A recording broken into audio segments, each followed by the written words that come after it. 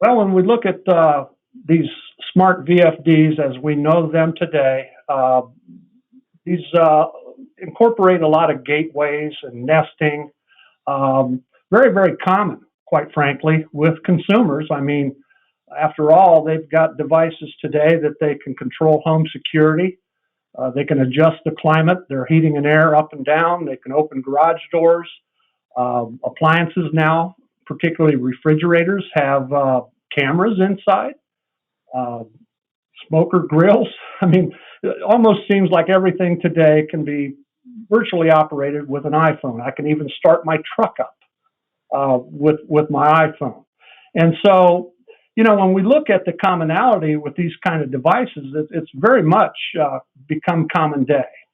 The question you posed, however, was, how are we seeing these devices received, or how are they accepted within our industry? And I think it all has to settle on a couple of words: value proposition. When you look at the devices that you and I can go buy for our own homes, for example, having home security, having climate control, there's value in that for us as a consumer. I think, on the other hand, the devices that are used on variable frequency drives, I think the value proposition isn't quite as great to the consumer as some of the other things in their home that they can operate. With the consumer, I have to ask the question, what do they actually get in return for having this device put on their VFD drives? And essentially, I believe for the typical homeowner, it's a way of knowing whether the water system is functioning or not.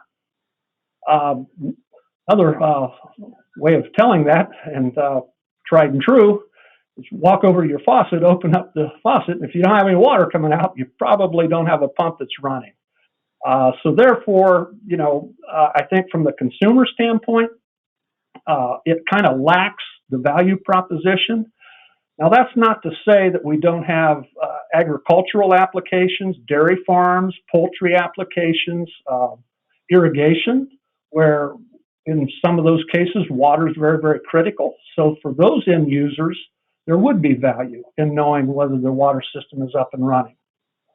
I think a lot of pump companies have struggled with this out of the chute, and personally, I believe the value proposition really lies with the contractor. That's where it's at. This, I don't believe, is a device that he can easily pass on to the consumer, pass the cost along, because again, I don't think the consumer sees the value that perhaps a contractor, if he doesn't, should. And what I mean by that is if I went home and went into my basement, everything I've got in the basement, the water heater, the water treatment, the furnace, the air conditioner, they all have business cards taped to them from the installer, so I know who I could call for service. So there's some value for the contractor, because when they do use these smart VFDs, they can choose either by push message, text message, emails. They can get notified in real time if they have a system out there that has went into a fault or something's wrong. So they're going to get the first call. And they may probably, in many cases, be aware of the problem before the homeowner does. In a classroom setting, I'll ask contractors, how many times have you ever received a call that essentially is your customer is out of water? Well, everybody gets those calls. I follow that up with a secondary question. How much more information do you get than that? Well, most of them don't.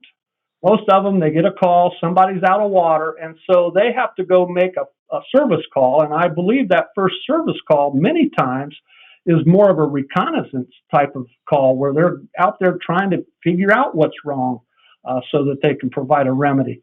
But with the smart VFDs, not only are they going to be alerted, but many of these VFDs are going to display why the system went down.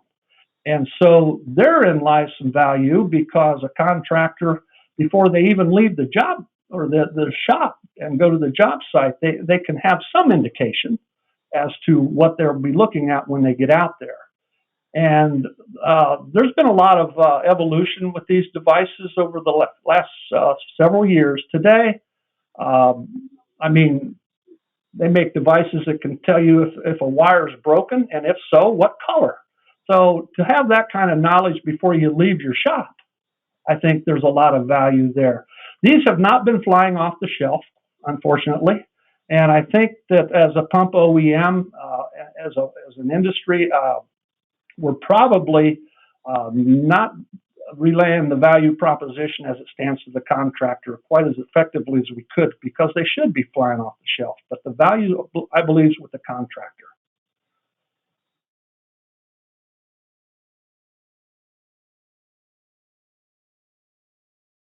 Sure. I think as we look down time corridor, the future, and the direction that we're going, uh, I think it's just a continuation of what we've been experiencing for the last few years, and that being as we go out and we start installing these smart devices, we find even more opportunities to be able to add to that. An example, one thing that is always recommended when installing a variable frequency drive, and I have to believe every pump company puts this in their instruction manuals, is they're always going to recommend some type of a pressure release valve to eliminate the risk of a system perhaps over pressurizing, where uh, that type of those type of devices are being looked at and being built right into a VFD today, so that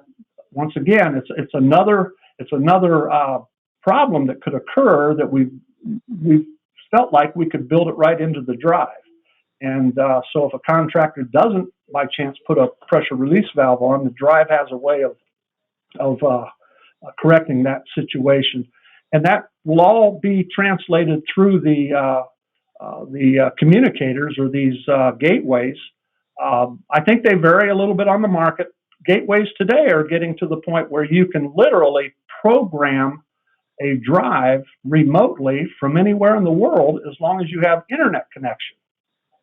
So I think we went from the read only, and we're moving into the era where we're getting actual interaction between an installer and a job site.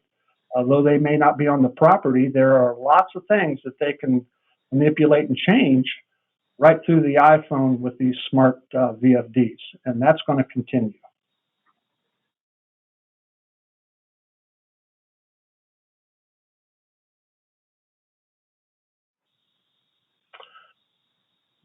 In a word, dramatically. I think we have to realize as as folks that have been around the industry for a while, we're in the twilights of our career. Like many, I am now in a position where I am training not only our own customers and contractors, but our own people. And if we look at the water well industry, right, wrong, good, or bad, I would say for the last at least 15, maybe even 20 years, uh, very, very little repairs are conducted anymore. Most of it is just field scrap and replace, in or out of warranty. And so, I mean, that's just our society today. And so, since very little repairs are being done, what I find is there's a generation of pump installers that are now out there that didn't have the upbringing like daddy and granddaddy did. They're replacing pumps, maybe not really knowing why. Uh, there's definitely become a disconnect between contractors and their brands, their respective brands, as to how they're constructed, the materials of construction, et cetera, et cetera. Uh, they have competitors today that daddy and granddaddy didn't have. So you've got mass retailers, you've got internet, and they're competing with those folks. And so what I've done with the training here at Flint and Walling is that kind of taking it back to the grassroots level. For example, when we bring contractors in for training, we are now going back through critical components of a submersible pump, identifying those components on the inside of a pump. And let's face it, there's a lot of brands of pumps today that they're not repairable. You cannot take them apart. And it makes sense, because if someone's not doing the repairs, why make a repairable pump? But again, I think the negative side effect is that there's some contractors out there that just they've lost, they're disconnected, and I think it's important for them as being the professionals within their respective markets, that their knowledge level should be higher than that of a retailer or an internet person that may not know a lot about it. So we go through the anatomy of pumps. We talk about the various components and why they're there and the materials of construction. We'll do that with motors. And then the other thing that I think has really enhanced our training is the hands-on portion of it, where we're actually going to build a pump, tear a pump apart, and become a lot more knowledgeable in that regard. I'm conducting classes today on how to use a multimeter to ohm out a submersible pump motor. Somewhere along the line, I think that some of this knowledge that we used to possess very thoroughly a generation ago has become somewhat diluted. And again, sometimes these contractors, the only time they see the inside of one of the pumps they sell is if they attend a trade show where, we're all showing our wares in the form of cutaways. But I can tell by the engagement that there's a hunger out there, and it's kind of getting back to some of the basics. Troubleshooting and repair will always be a topic, but we're incorporating a lot of training these days just to go back and identify how these pumps are made, and like I mentioned many times, the components that are on the inside. Extrapolate strengths while we're there so that they can maybe become better at communicating this with their own customers. But I think as far as the training goes, the other things that I've kind of shuffled up here, we all learn in different ways. Some of us are going to learn by reading. Some of us are going to learn by listening. Some of us are going to learn by watching. And so molded the presentations. For instance, PowerPoint is oftentimes used. I don't want to put anything up there but a picture because I don't want you reading if I'm talking to you. And so, but for those that have to have the visual aspect of it, it's really important that they see that. And so, and then we keep adding some of the new technology. We do a lot of drives and drive programming. So the training is, a lot of it conducted over the winter months when business is soft in many areas. But the training today is I think it's as important as it's ever been, and especially to bring the new generation into this industry with some knowledge about the products that they're selling.